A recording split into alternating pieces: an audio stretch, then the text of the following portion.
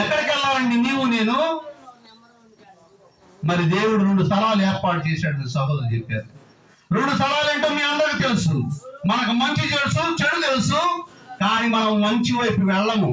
ఏంటి, లోకానుసారంగా మంచి ఆలోచన చేస్తాం. కానీ ఇదిగో దేవుడు చెప్పిన మాటలు ఎవరైనా మనసులో ఉంచుకుంటున్నారా? నీ హృదయం అనే పలక మీద రాసుకుంటున్నావా?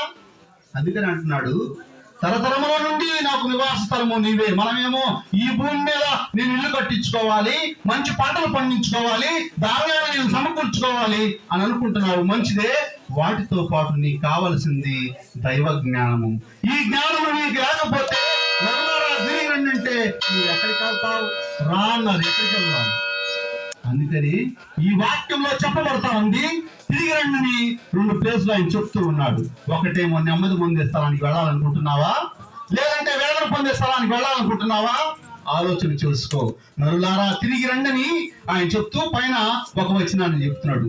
నీవు మనుషులను మంటికి మారుస్తున్నాడు. ఇప్పుడు మనం అందరం ఎక్కడికి వెళ్తున్నాము చనిపోయిన తర్వాత అంటే మన శరీరము మంటిలోకి కలిసిపోతా ఉంది. ఈ మంటిలో కలిసిపోయిన దేహము మరలా యేసుక్రీస్తు వారు ఒక రోజు తీసుకురాబోతున్నాడు. తెలుసా మీ అందరికీ? తెస్సలోనికి రాసినట్టు మొదటి పత్రిక. త్వరగా నేను 5-10 నిమిషాల్లో మిగిలించిన ప్రయత్నం చేస్తాను. తెస్సలోనికి రాసినట్టు మొదటి పత్రిక.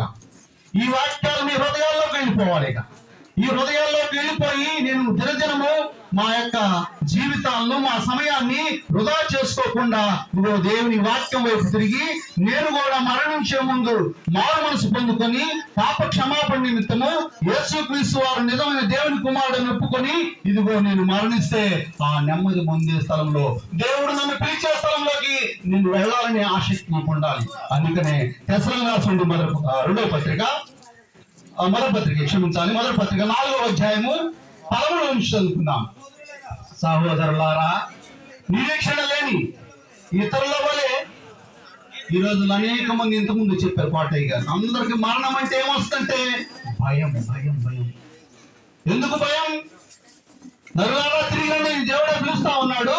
ఆయన చూపించే స్థలంలో నువ్వు ఉండాలంటే ఆయన ఆజ్ఞలు పాటించు, ఆయన మాటలు విను, అప్పుడు నీవు నెమ్మదిగా చనిపోతావు. అందుకే ఇక్కడ చెప్తున్నాడు, సహోదరులారా నిరీక్షణ లేని ఇతరుల వలె. అనేక మందికి నిరీక్షణ లేదు, వారు ఎక్కడికి వెళ్ళాలో వారికి తెలియదు. నరులారా తిరిగి రండి, ఎక్కడికి వెళ్ళాలో తెలియని పరిస్థితుల్లో వాళ్ళందరూ ఉంటున్నారు. అందుకని వాళ్ళందరూ కూడా ఏమవుతున్నారంటే దుఃఖపడుతున్నారు, బాధపడుతున్నారు, రోధిస్తున్నారు.